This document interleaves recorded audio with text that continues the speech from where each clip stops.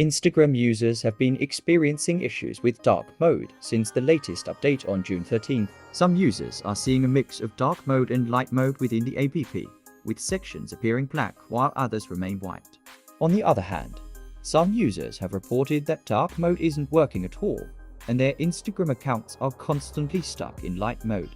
The glitch seems to be causing quite a headache for Instagram users. They're eagerly waiting for a fix from the platform. While Instagram hasn't addressed the issue yet, it's highly likely that they are already aware of it and working on a solution.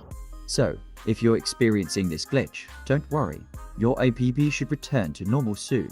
However, if you're feeling impatient, there are a few things you can try to fix the issue. First, close the app and open it again. If that doesn't work, try logging out of the app and then logging back in.